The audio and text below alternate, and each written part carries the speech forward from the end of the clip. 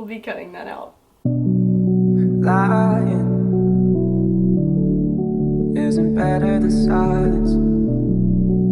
Hi, welcome back to my channel. I was gonna post a lot sooner than this, but it snowed in Texas. And I was gonna look cute for this video. I really did plan to curl my hair. I was gonna put makeup on, a cute top,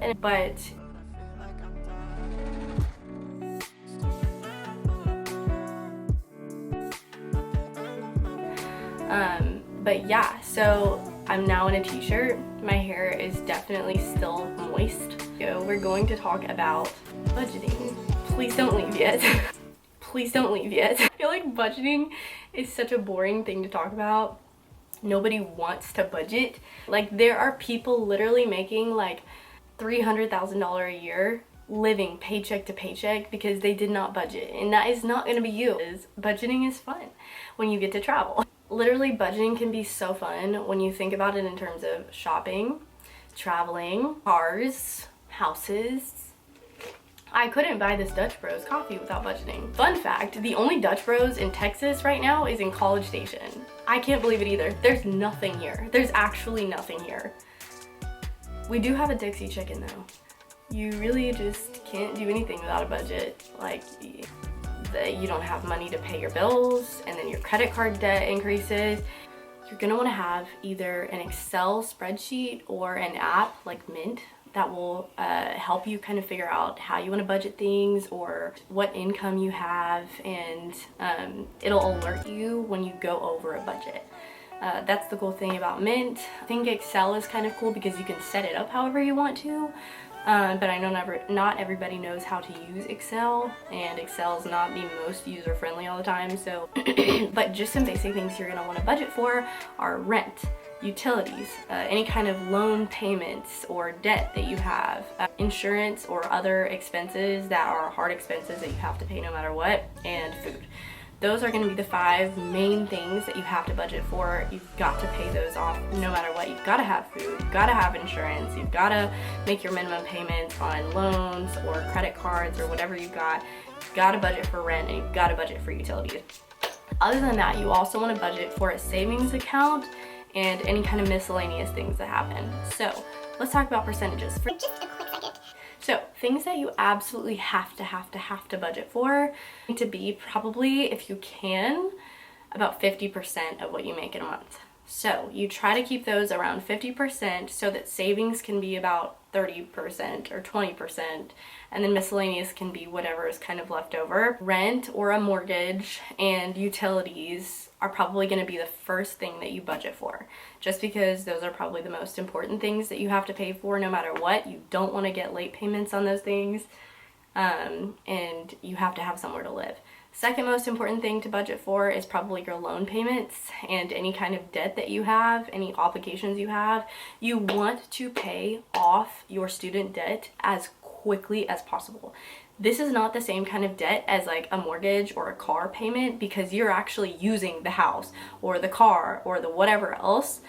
Your student debt, you want to get paid off immediately because you're not using the university anymore. Hopefully you're using your degree, but if not, you need to pay that off ASAP. It's not the same kind of debt. So get that paid off as quickly as possible, even if that means you're using some of your miscellaneous or savings. Because savings is about 20 to 30% hopefully of your income, you can do multiple things with savings. What I like to do with savings is I'll either put some of the savings, what I like to do with savings is I will put all of my savings into my investment account. I don't always invest all of my savings, but I have all of it sitting in cash at least. So that thing, if I want to invest in something that's long-term, that pays good dividends, and that I'm going to be making, that's more of an income investment, I can just buy whatever I want to buy. So miscellaneous includes things more like gifts for someone's birthday, or you go out to eat for dinner, you have to get an oil change, things like that. It's not always fun, but you have to have miscellaneous somehow, because that kind of stuff just always inevitably happens, so you want to be prepared for that. Just one last thing that I was going to say before I head over. I'm about to go see one of my friends named Gabrielle, who literally is probably one of the best budget people that I know because she knows what she's willing to pay for it. And I think that's the main thing, is knowing what you're willing to pay for the quality of what you're gonna get. I know that some people say like you should never ever spend money on cheap things because you end up spending money on things that you don't actually like just because they're cheap. I will say I think there's like a middle ground there, because you don't want to only buy like super luxury items when you can buy something that's the same quality for less, but you also don't want to just spend like $4 on a shirt that you're never ever gonna wear. So I feel like there is a happy medium, and so I am just going to bring you along with me. I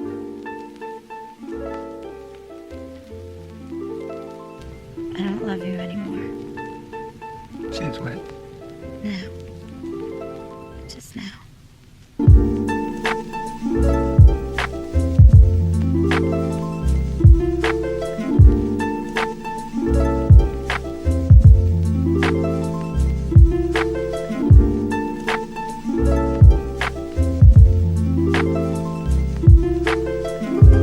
This is real, genuine leather.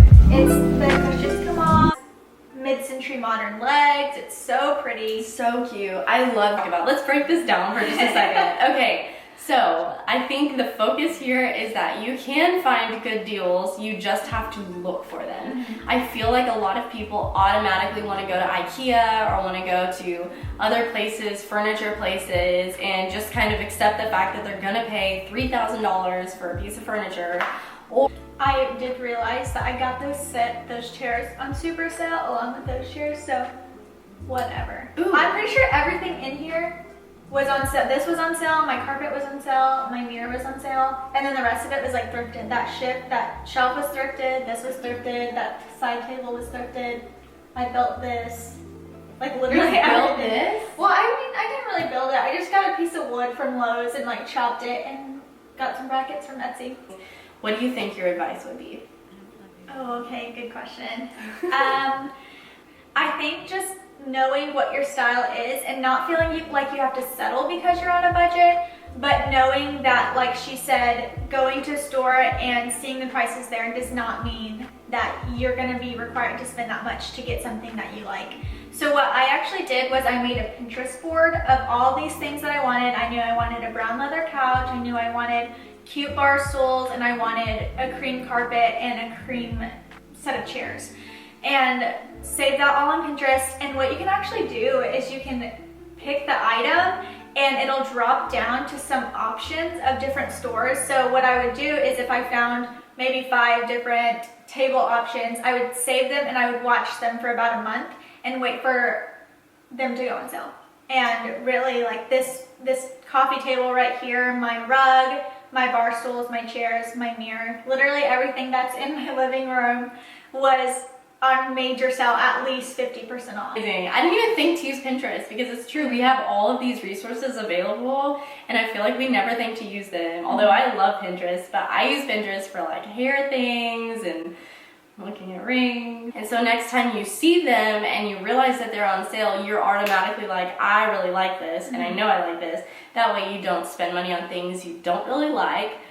You don't spend a ridiculous amount of money on something you do like, and your eyes are always open searching for the things that you already know that you're looking for. So I think that is so smart and such good advice. Thank you so much, Gabrielle. Of course.